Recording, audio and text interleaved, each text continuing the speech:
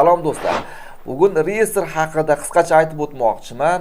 Ya'ni shu 5-fevraldan joriy qilingan maxsus mana shu nazorat qilinadigan shaxslarni ro'yxatiga tushib qolganlar nima qilish kerak?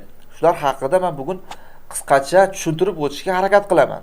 Agar ushbu reyestrdan chiqishda sizda onlayn ariza to'ldirishda yoki fiziki bor topshirmoqchi bo'lsangiz, yozma ravishda ariza to'ldirishda yaqinda yordam kerak bo'ladigan bo'lsa, siz shu video ostidagi telefon raqamlarimiz bilan WhatsApp orqali bog'lansangiz bo'ladi. Bu reyestrga odatda kimlar tushiriladi?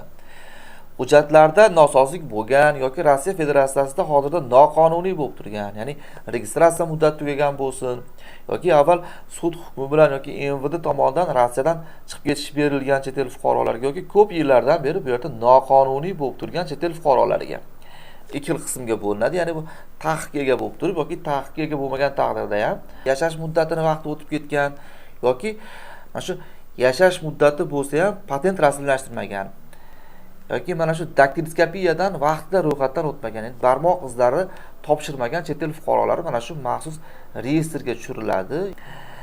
Mana shu hujjatlarda notartib bo'lgan chet el fuqarolari yaqinda berilgan imkoniyatdan foydalanib 1126 Prezident farmoniga asoslanib hujjatlarni rasmiylashtirgandan so'ng ushbu reyestrdan chiqishga imkoniyat bo'ladi.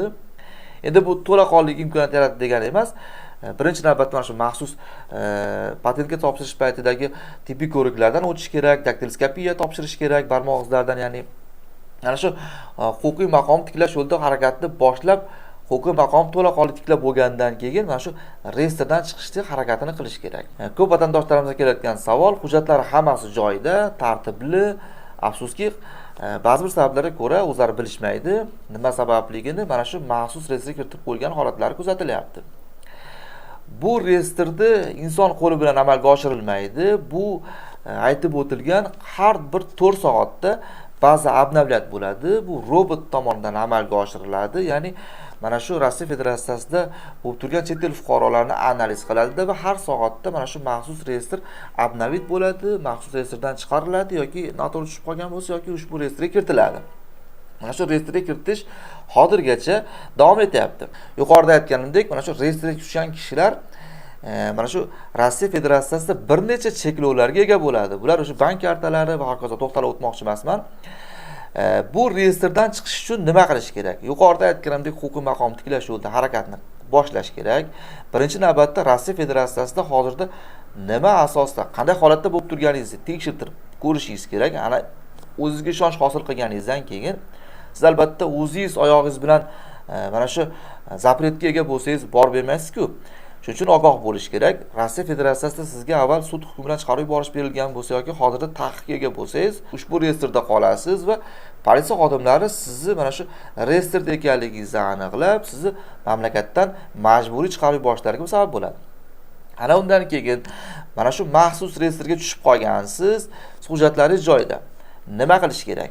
Bunday holatda siz birinchi navbatda MVDni Главное управление отдел politsiyaga yozma ravishda mana shu video ostida silka qoldiraman. Ushbu silka orqali yozma ravishda sizni noto'g'ri ma'lumotlar bazasiga kiritib qo'yganlarini mana shu yozma ravishda yozib ariza bilan murojaat qilishingiz kerak bo'ladi. Bu onlayn ariza 33 kunda ko'rib chiqiladi va sizga agar to'g'ri, xatosiz, hech qanday nuqta virgullarni qoldirib ketmay yozgan bo'lsangiz, sizga hujjatlari joyida bo'lsa albatta sizga javob keladi va mana shu reyestrdan chiqarib yuboriladi. Lekin biz praktikada ko'ryapmiz, hali 20 kun, 25 kun avval yozilgan javoblarga onlayn murojaatnomalarga javob kelgani yo'q. Javob kelgan taqdirda ham fuqarolar o'zlari yozgan murojaatlarni noto'g'ri deya MVD tomonidan javob kelyapti. Shuning uchun bu masalada siz malakaliroq rus tilini biladigan do'stlaringiz yoki yon atrofingizda sheriklaringiz bo'lsa, ulardan so'rab mana shu MVDga onlayn yuboriladigan arizani to'g'ri to'ldirib yuborish kerak bo'ladi.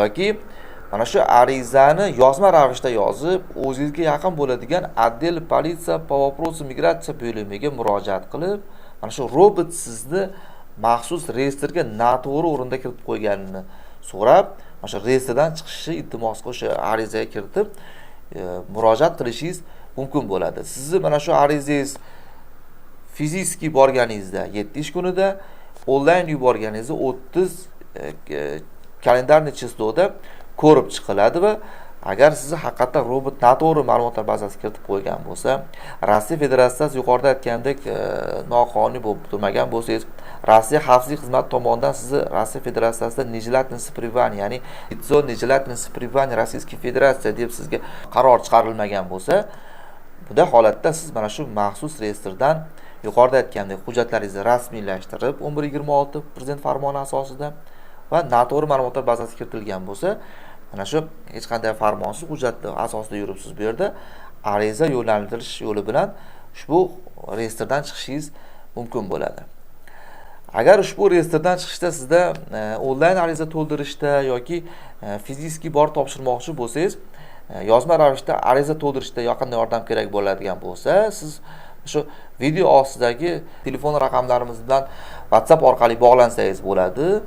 Bu masalada sizga mana shu arizani to'ldirib berishda yaqindan mana yordamchilarim ko'maklashishlari mumkin bo'ladi. Yoki o'zim. O'ylaymanki, ushbu ma'lumot sizlarga kerak va foydali bo'ldi. O'zlaringizni ehtiyot qilinglar, hurmatli do'stlar. Keyingi videolarda ko'rishguncha xayr, salomat bo'linglar.